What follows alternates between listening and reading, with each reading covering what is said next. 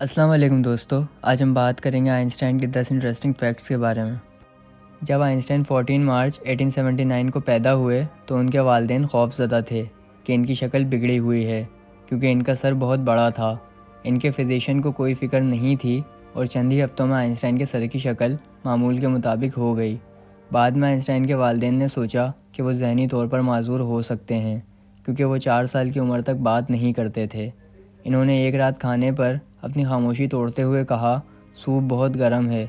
جب ان کے والدین نے پوچھا، تم نے پہلے کیوں بات نہیں کی؟ نوجوان آئنسٹائن نے جواب دیا، کیونکہ اب تک سب کچھ ٹھیک تھا۔ پھر بھی وہ 9 سال کی عمر تک صرف رک کر بولتے تھے اور اپنے دماغ میں ہی جملے بولنے کی پریکٹس کرتے جب تک وہ صحیح سے بولنے نہ آ جائیں۔ آئنسٹائن نے اپنی پہلی بیوی ملیوا سے شادی کرنے سے پہلے دریافت کیا کہ وہ حاملہ تھی۔ وہ شادی کے لیے بہت غریب تھے اور اس لیے ملیوا اپنے خاندان کے پاس واپس آ گئی اور ایک لڑکی کو جنم دیا جس کا نام لیزل تھا۔ آئنسٹائن اور ملیوا نے بچے کے وجود کو راز میں رکھا اور یہ معلوم نہیں کہ بچی کے ساتھ کیا ہوا یا آئنسٹائن نے اسے کبھی دیکھا۔ زیادہ تر کا خیال ہے کہ لیزل یا تو بخار سے مر گئی تھی یا اسے گود لینے کے لیے چھوڑ دیا گیا تھا جب وہ بچی تھی۔ آئنسٹائن ایک کامیاب ماہر تعلیم بننے کے بعد اپنی پہلی بیوی ملیوا سے الگ ہو گئے۔ جب انہوں نے واپس ساتھ رہنے کی کوشش کی تو آئنسٹائن نے ایک معاہدہ تجویز کیا جس کے تحت وہ ایک ساتھ رہنا جاری رکھ سکتے تھے۔ اس کی شرائط یہ تھیں کہ آپ یقینی بنائیں گی کہ میرے کپڑے اچھی ترتیب میں رکھے جائیں، میں اپنے کمرے میں اپنے 3 وقت کا کھانا باقاعدگی سے وصول کروں گا، میرا بیڈ روم اور مطالعہ صاف ستھرا رکھا جائے اور خاص طور پر یہ کہ میری میز صرف میرے استعمال کے لیے چھوڑ دی جائے۔ انہوں نے مزید مطالبہ کیا کہ اگر میں نے درخواست کی تو آپ مجھ سے بات کرنا چھوڑ دیں گی۔ ملیوا نے آئنسٹائن کی شرائط کو قبول کر لیا لیکن بالآخر دونوں میں طلاق ہو گئی۔ ابتدائی عمر سے البرٹ آئنسٹائن کسی بھی قسم کی قوم پرستی سے نفرت کرتے تھے اور اسے دنیا کا شہری بننا افضل سمجھتے تھے۔ جب وہ 16 سال کے تھے تو انہوں نے اپنی جرمن شہریت ترک کر دی تھی اور 1901 میں سوئس شہری ہونے تک سرکاری طور پر ریاست سے محروم رہے۔ آئنسٹائن نے اپنی پہلی بیوی ملیوا کو 14 فروری 1919 کو طلاق دے دی تھی۔ ان کی طلاق کی رقم کے ایک حصے کے طور پر آئنسٹائن نے مستقبل کے نوبل انعام کے تمام رقم پر دستخط کر دیے تھے، اس صورت میں کہ وہ کچھ جیت لیں۔ یہ رقم ان کے بیٹوں کے لیے ایک ٹرسٹ میں رکھی گئی تھی۔ ان کی بیوی رقم پر انٹرسٹ استعمال کر سکتی تھی لیکن اصل رقم کو حاصل کرنے کی صلاحیت نہیں رکھتی تھی۔ حال ہی میں دریافت شدہ ایک مینیوسکرپٹ کے مطابق آئنسٹائن نے 1931 میں ایک الگ بگ بینگ تھیوری کی تجویز پیش کی تھی۔ یہ دستاویز یروشلم کے البرٹ آئنسٹائن آرکائیوز میں محفوظ تھی اور کئی دہائیوں تک نظر انداز کر دی گئی جبکہ یہ آن لائن دیکھنے کے لیے دستیاب تھی۔